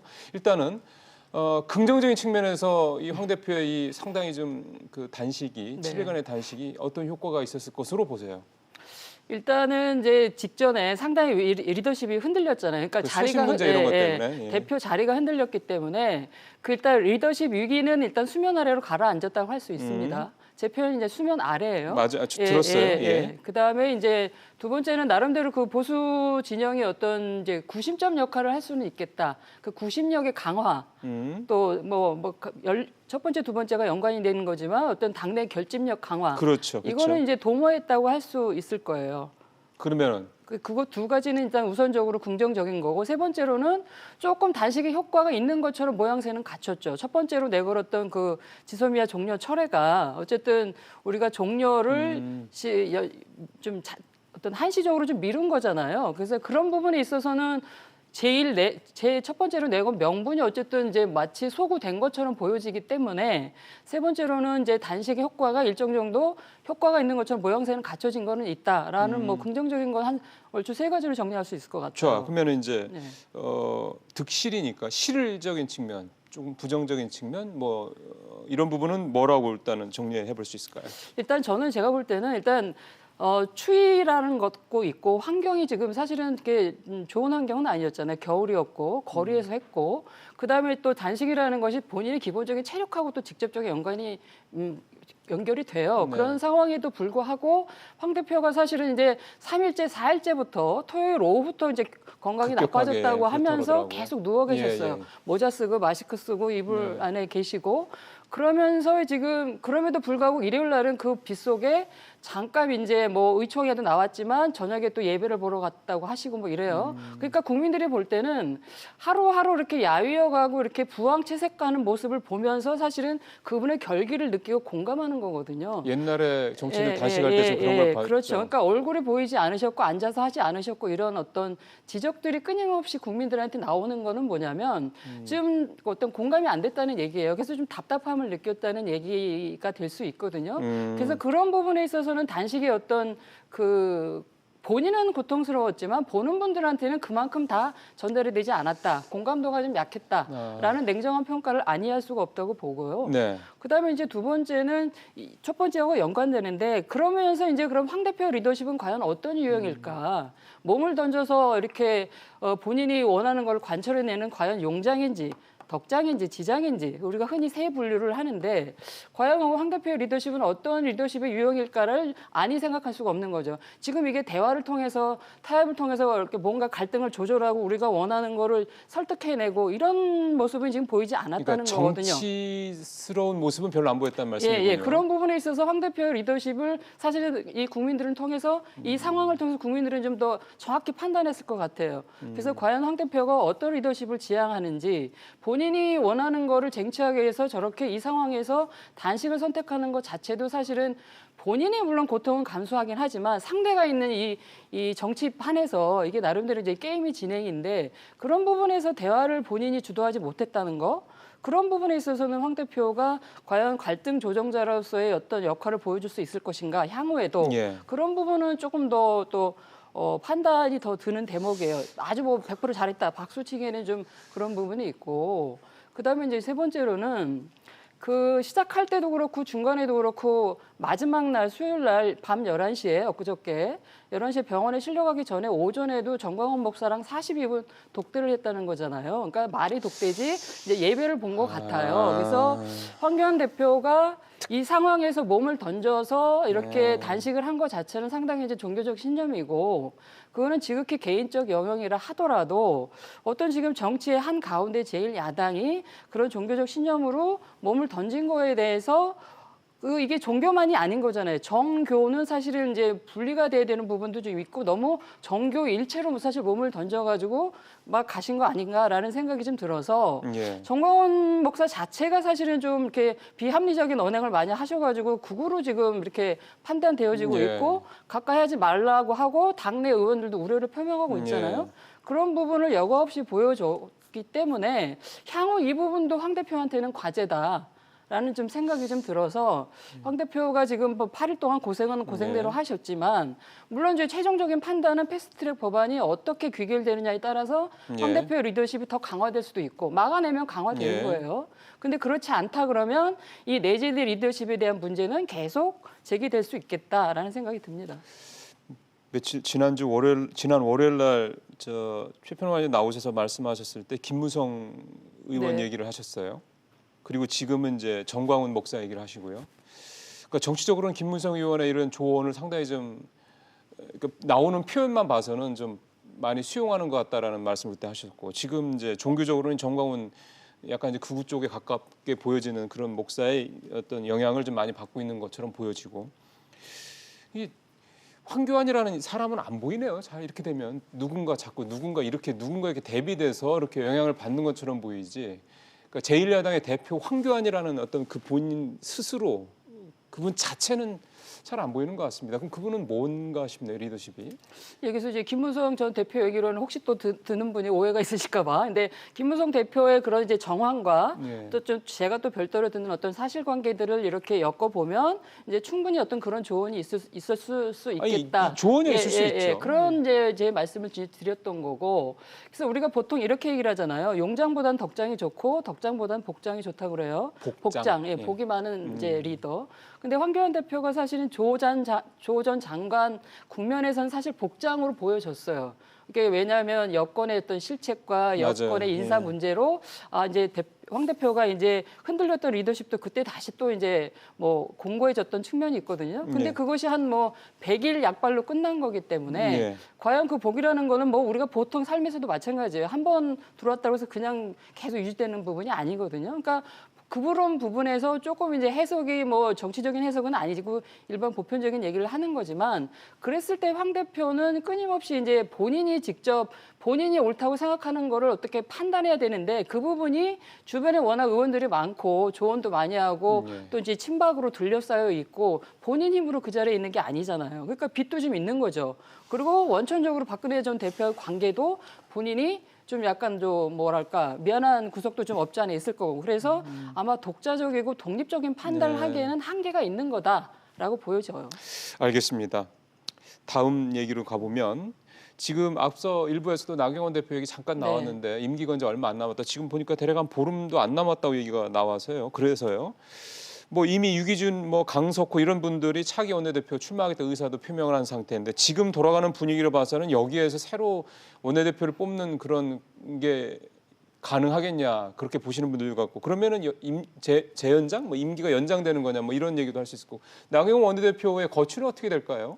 일단 12월 10일 날 끝나요. 12월 10일이에요. 예, 10일. 그러면 이제 보통 차기 원내대표는 9일 정도 이제 뽑아가지고 이제 하루 전에 임기가 끝내 하루 전에 뽑아서 이제 이렇게 교체가 되는데 지금은 일단 전쟁 상황이고 그러니까요. 대표가 이제 단식 후에 어쩌죠 이렇게 몸을 추스리는 상황이고 그래서 당장 교체하기는 힘들고 지금 또 패스트트랙 법안과 대치 국면이기 때문에 예. 당내 내부 경쟁을 하기에는 또 사실 시기적으로도 좀 적당치가 않아서 예. 이제 그러면 뭐 의원들의 의견을 묻지도 않고 자동 연장되는 거냐 그럴 것 같지는 않아요. 근데 어쨌든 저것이 원내대표의 임기와 관련돼 가지고 한번 의원들의 총의를 모아야 되긴 글쎄요, 할 그래야 될 거예요. 것 같은데. 예. 찬성하는 의견도 있고 반대하는 의견도 그렇겠죠, 있다고 당연히. 하거든요. 그래서 예. 총의를 모아서 그야말로 이제 재신임 투표를 하는 거죠. 새로 뽑자라는 의견이 많으면 뭐 사실은 이제 투표를 선거를 해야 되는 거고. 근데 지금 황 대표도 지금 누워 계신 입장에 측근들한테 전해지는 얘기는 황 대표가 딱히 뭐 결정을 안 해주는 분위기인 것 같아요. 그러니까 재신임을 할 건지 아니면 새로 뽑을 건지. 그걸 좀 두루뭉실하게 의원들의 총의가 그러니까 총의란 표현은 안 했지만 의원들이 결정해야 될 바라는 식으로 말씀을 우회적으로 하신 것 같더라고요. 근데 그거는 이제 본인이 나경원을 교체해라 말라 결정을 안 하겠다는 얘기라고도 또한 해석이 되기 때문에 반대로는 교체하라는 얘기가 될 수 있는 것도 아니에요. 또 그렇게 보면 뭐 해석하면 명확하게 신임을 해주는 게 아니니까. 그동안 관계가 좋지 않았기 때문에 맞습니다. 그렇게 해석할 수는 있는데 지금 또 이제 전쟁 중이기 때문에 말하자면 교체를 이제 하는 게 맞는지. 근데 아마도 제가 볼 때는 패스트트랙이 끝난 다음에 그것이 이제 최장 15일이나 16일 날 끝날 거 아니겠어요? 본회의가 이제 모든 법안이 모여지는 게 12월 3일이고 네. 또 이제 정기국회 종료되는 게 12월 9일이고 그래도 어쨌든 이인영 원내대표의 말을 빌리면 12월 15일까지는 해외 출장 나가지 말라고 했으니 정기국회 끝나고 아마 임시국회를 열 수도 있어요. 이제 결과가 어떻게 되느냐에 따라서. 그럼 최소한 패스트트랙 결과를 보고 나서 새로운 원내대표를 뽑을 수는 있겠다라는 생각이 듭니다. 근데 그 전에 아마 한국당 내부에서는 의원들의 어떤 의견을 좀 묻는 그러겠죠. 과정은 왜냐하면 필요하겠죠. 임기는 12월 12일이고 지금 민주당의 뭐 일단 이해찬 대표 17일 얘기하고 이인영 대표 15일 얘기했던 건 대략 15, 16일 정도인데 그렇게 된다고 그러면은 그 사이에 며칠 또 공백이 생기는 거잖아요. 그 전에 해결이 돼야지 될 문제가 사실 이게 또 돼야지 또 민주당 이런 데서도 카운터 파트너가 또 명확해져야지 또 대화를 할 수가 있는 걸 테니까요. 알겠습니다. 나경원 대표의 이제 임기가 얼마 안 남았다는 얘기, 그 부분까지 얘기해놨고요. 하나만 더 짧게 좀 질문이 몇 개 남았는데 하나만 더 짧게 여쭤보면 검찰이 국회 사무처 압수수색에서 패스트트랙 그 당시 수사 속도를 좀 낸다는 요 질문을 좀 오늘 마지막으로 드렸으면 좋겠는데 검찰이 조금 이제 뭐 좀 수사의 속도를 내는 거라고 보면 되겠네요. 아니 그동안 이제 한국당 의원들의 소환이 전혀 돼 있지 안 됐잖아요. 대표적으로 나경원 원내대표만 나가가지고 의견을 이제 얘기를 했다는 건데 이제 한국당의 기본 입장은 그거였잖아요.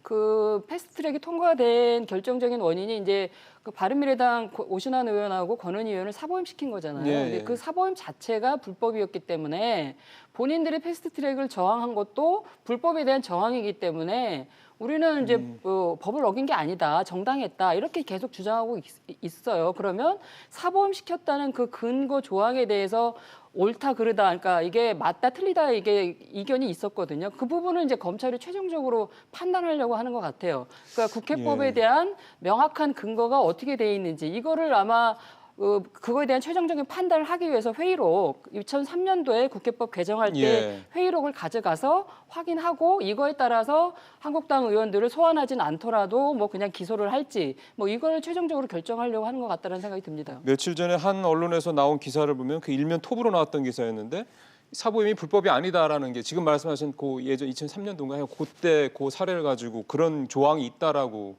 기사를 썼더군요. 그러면 이게 불법이 아닐 경우에는 이 한국당의 이런 명분이 더 줄어든다라는 거죠, 그러니까. 그거는 이제 한국당이 그렇게 물리력을 행사해서 회의를 저지했기 때문에 이제 법을 어긴 게 행동이 되는 거죠. 그러면 검찰이 뭔가 기소 행위를 할 때 타당한 근거가 생기는 거기 때문에. 거다. 근데 이건 찬성이다 반대. 근데 그 회의록을 보면 동일 회기내라는 게 글자가 빠졌다는 거예요. 본회의 통과될 때 문항과 통과되고 나서 공표할 때 문항이 차이가 있어서 한국당이 주장하는 건 아마 공표했을 때 얘기인 것 같고 그러나 헌재에서 결정한 거로는 공표 문항이 아니라 본회의 통과될 때의 문항이 기본적인 거다. 그래서 동일 회기 내에는 하지 말라는 얘기인 거거든요.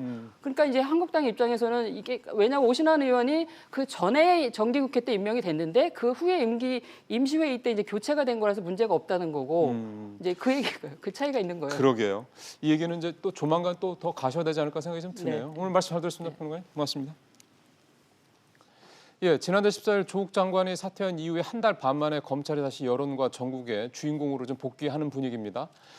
이야기의 중심이 2달 전에는 조국 장관과 그 가족들에게 했다고 한다면 글쎄요, 앞으로는 이 두 가지 의혹 사건을 봤을 때는 조 전 장관은 물론이고 청와대, 민주당, 경찰까지 전선이 훨씬 더 넓어질 것으로 예상이 됩니다. 이들 소식의 진원지는 또 대부분 앞으로 검찰 쪽에서 얘기가 나오겠죠. 2달 전에는 기승전 조국이라는 말이 되게 유행했었는데 내년 총선 전까지는 기승전 검찰이라는 이 표현을 상당히 좀 자주 쓰지 않을까 그런 생각이 좀 들었습니다. 검찰이 명확하게 의혹 사건들에 대해서 조금 더 빨리 답을 내주는 게 이런 의혹이 의혹의 꼬리를 무는 이런 상황, 이런 소모전 상황을 다시 반복하지 않게 만드는 어떤 열쇠가 되지 않을까 그런 생각을 해보네요. 주말 잘 보내시고 월요일에 뵙겠습니다. 고맙습니다.